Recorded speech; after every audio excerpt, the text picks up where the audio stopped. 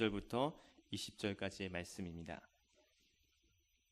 신약성경 고린도전서 15장 12절부터 20절까지입니다.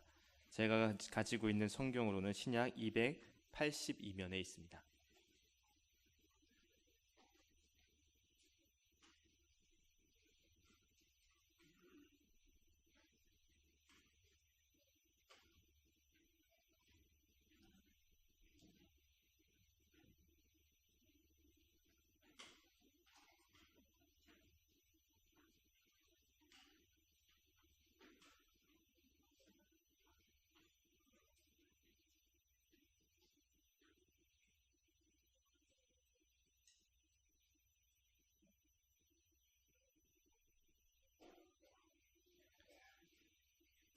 이제 하나님의 말씀을 한 목소리로 봉독하겠습니다.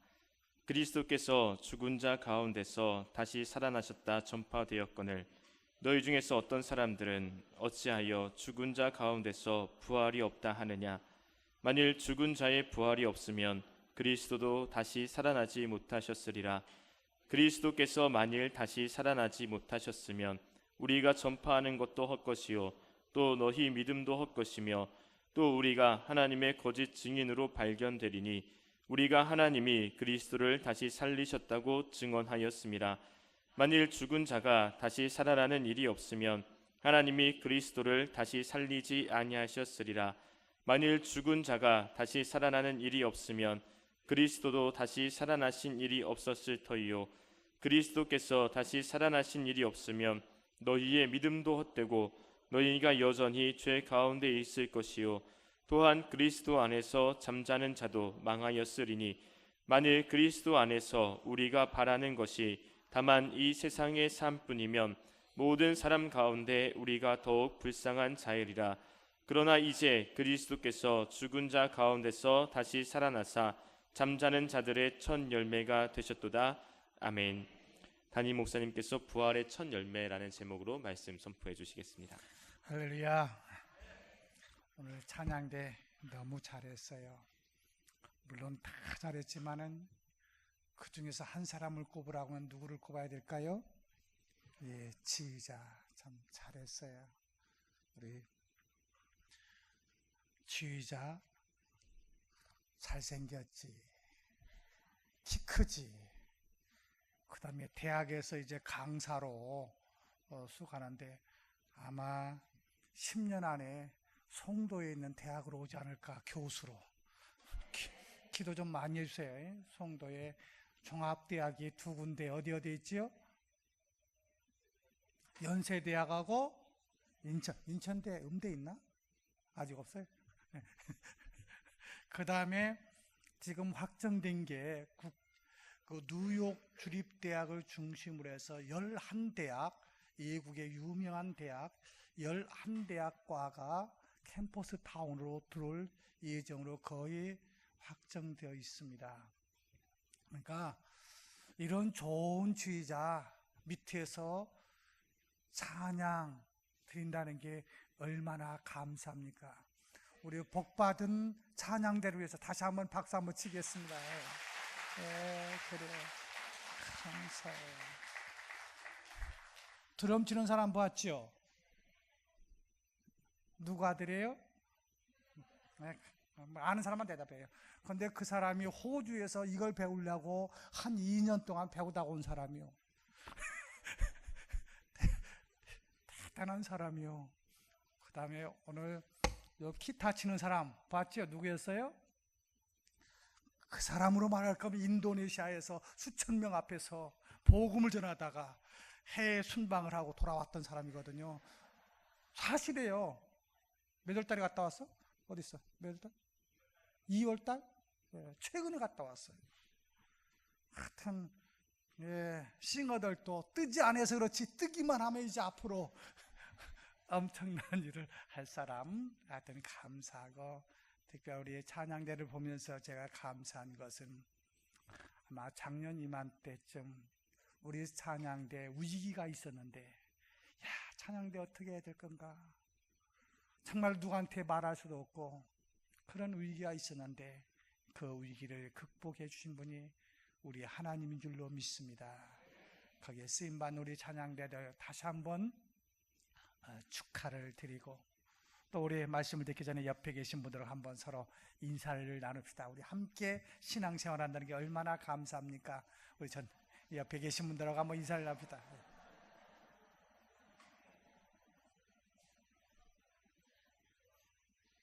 아멘. 예. 대학에서 강의를 150분 동안 합니다.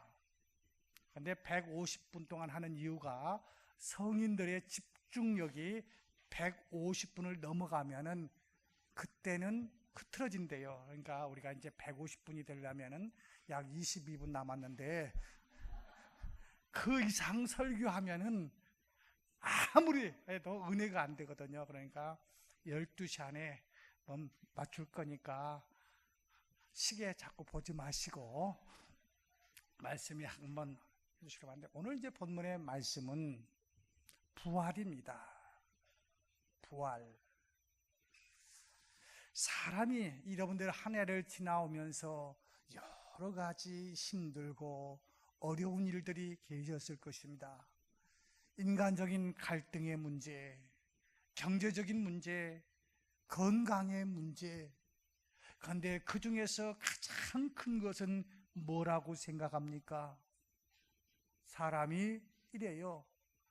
진짜 화가 나면 너 죽여버릴 거야.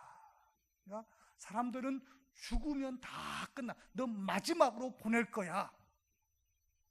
그 이야기를 죽여버릴 거야 라고 이야기하고 있고, 그 이야기 듣는 순간 뜨끔할 수밖에 없습니다.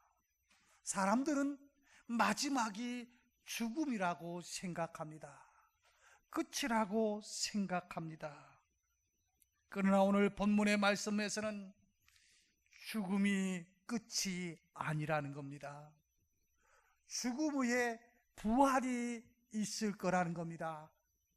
그런데 그 부활이 쉽게 믿어지느냐는 겁니다. 그래서 오늘 본문 12절에서는 이렇게 말하고 있지요. 그리스도께서 죽은 자 가운데서 다시 살아나셨다 전파되었거늘 너희 중에 어떤 사람들은 어찌하여 죽은 자 가운데서 부활이 없다 하느냐. 한 몇 개월 전인 것 같습니다. 어떤 모임에서 어떤 성경 공부를 가르치고 있는데, 그런 주제가 이제 여러 가지 다른 그쪽에 맞는 주제였습니다만은, 어떤 분이 그러더라고요. 목사님, 우리 부부는 둘이 각서를 썼습니다. 아니, 부부끼리 무슨 각서? 그랬더니까 서로 합의하에 하지 않는 한 생명보험을 들어서는 절대로 안 된다는 거. 무슨 말인지 알아요? 부인이 남편의 허락 없이 남편의 생명보험을 들어서는 안 되고, 남편이 부인의 허락 없이 부인의 생명보험을 안 들으면 안 된다는 거예요. 그분을 제가 조금 소개하면 알아요, 여러분들. 요 인천에 사는 사람들이니까. 우리 교회는 아닙니다만은. 자, 그것을 여러분들은 어떻게 받아들입니까? 부부가 함께 살면서도 저 아내가 생명보험 들어놨다가 나한테 독국물 넣어가지고 나를 끝장내버리고 그 다음 보험 타가지고 살겠다고 하는 그 아내가 혹시 내 아내라고 생각하고 그렇게 느껴진다면 여러분의 인생 어떻겠습니까? 아무리 많은 것이 있고 아무리 많이 배웠다 할지라도, 엄청난 권위가 있다 할지라도, 명예가 있다 할지라도 행복은 찾아보기가 힘들 것입니다. 신앙생활도 마찬가지입니다. 오늘 본문 말씀 속에서 우리가 주여 주여 하고 있지만 부활이 믿어지지 않는다면 우리의 신앙이 헛된 신앙이라는 거예요. 그렇다면 부활이 쉽게 믿어지느냐는 겁니다. 예수님의 제자들조차도 이 부활을 믿을 수가 없었어요. 아니, 부활을 믿던 사람이 아무도 없었어요. 예수님이 부활했다고는 여인의 증언을 듣고 그래 예수님이 부활하셨어 라고 수긍하지 않고 오히려 다른 이야기를 하지 않습니까? 심지어 도마를 보십시오. 예수가 나의 스승이 어떻게 부활하느냐고, 나는 직접 보고 만져보지 않으면은 예수 부활을 나는 믿을 수 없고 받아들일 수가 없다는 겁니다. 맞는 이야기입니다. 우리의 지금까지 생각, 우리의 경험, 우리의 지식, 도저히 부활을 받아들일 수가 없어요. 그런데 그 부활을 받아들이는 사람은 축복이라는 겁니다. 부활을 받아들이는 사람은 기쁨의 삶을 살 수가 있어요. 부활은 보통 사건이 아닙니다. 그러기에 보통 사람들은 부활이 믿어지지도 않고 받아들여질 수도 없어요. 그러나 사도 바울은 예수님의 부활하셨다는 사실을 절대적으로 믿어야 된다고 강력하게 주장하고 있습니다. 그래서 자, 부활 봐라.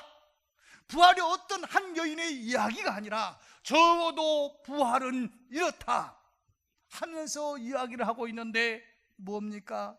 우리 주님께서 부활하신 후에 12 제자들에게 보이기도 하셨고 500명에게 보이시기도 하고, 그리고 지금까지도 태반이 살아있다. 분명히 예수님은 부활하셨다고, 너희들이 보지 못했고 현장이 없었다고 예수 부활이 없다라고 주장하지 말라는 겁니다. 예수님은 분명히 부활하셨다는 겁니다. 그렇다면 부활을 믿어야 할 이유가 어디에 있습니까? 부활이 없다면 모든 것이 헛되다고 이야기하고 있습니다.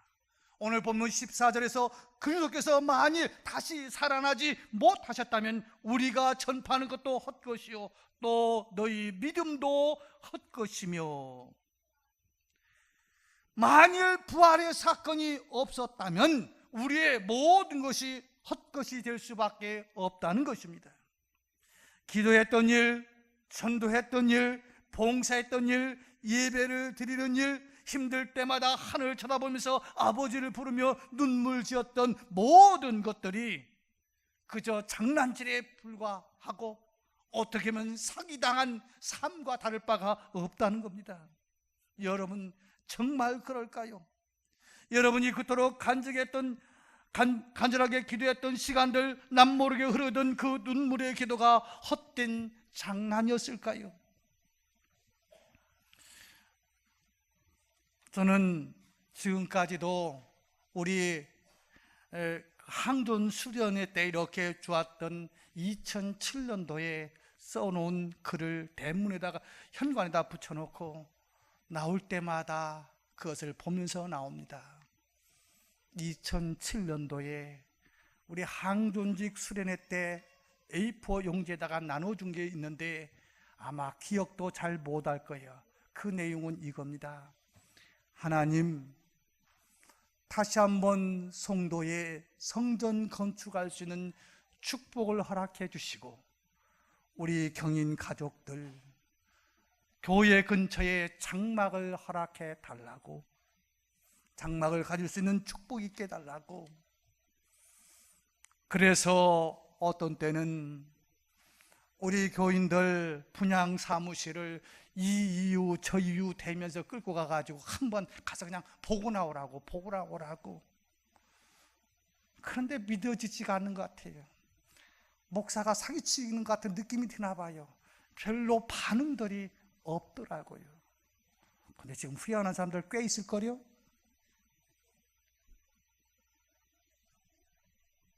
지금 그렇고 그렇대요. 지금 그 현장에 여러분, 지금 이 현상도 불과 한 7, 8개월 후도 우리가 잘 믿어지지가 않는데 죽었다가 살아났다고 하는 예수의 부활을 믿을 수가 있느냐는 거예요.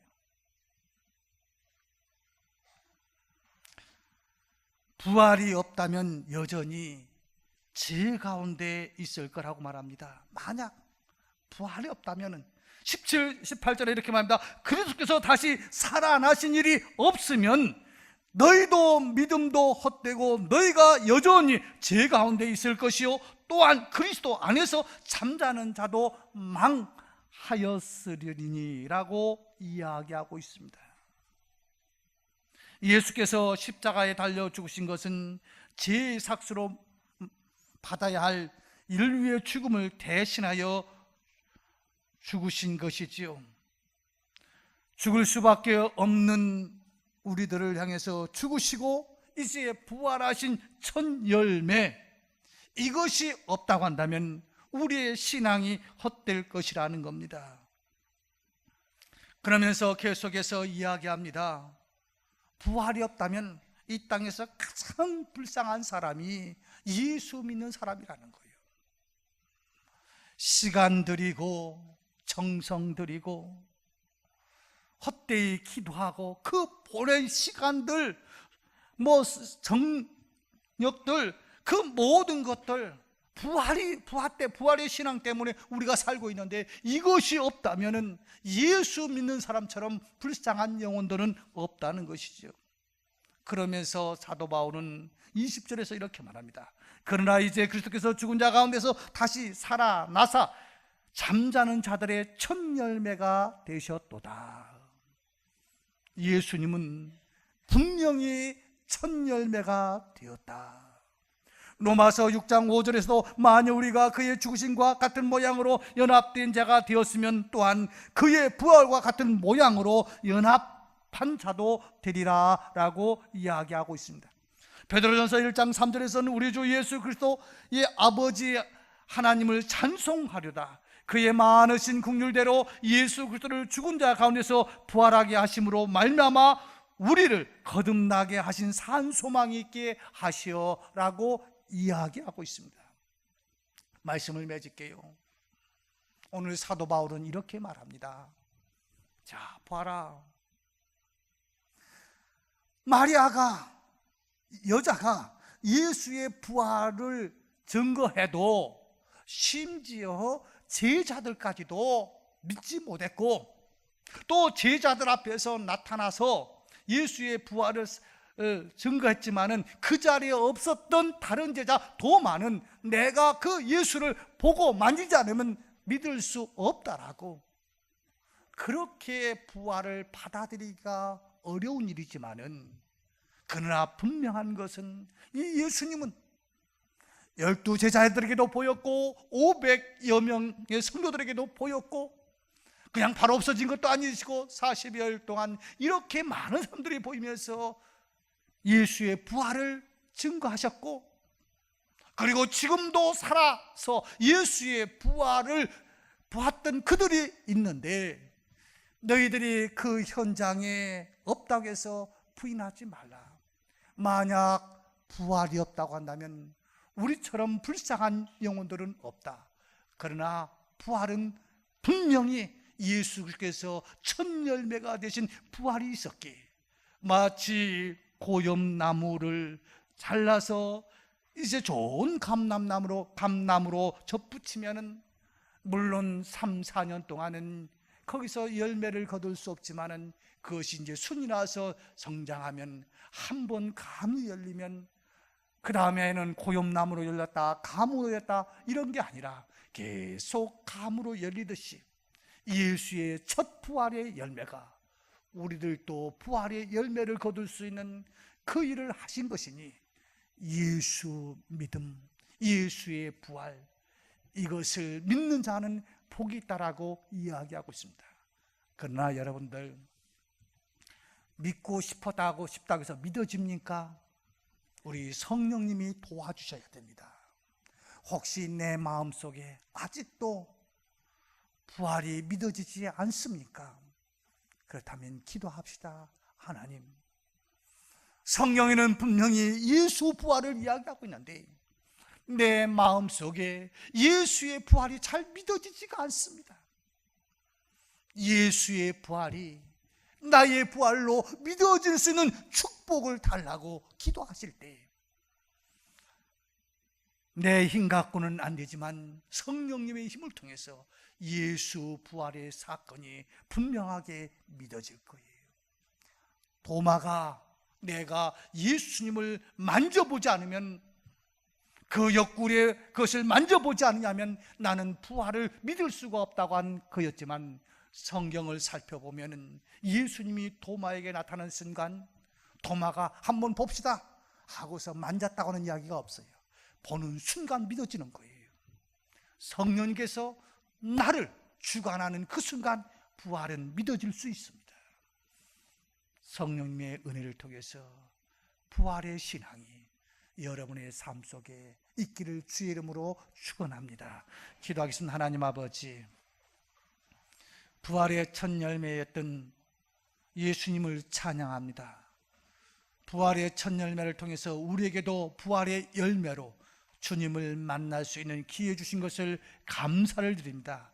이 부활 신앙 속에서 승리하게 하여 주옵소서. 예수님의 이름으로 기도드리옵나이다. 아멘.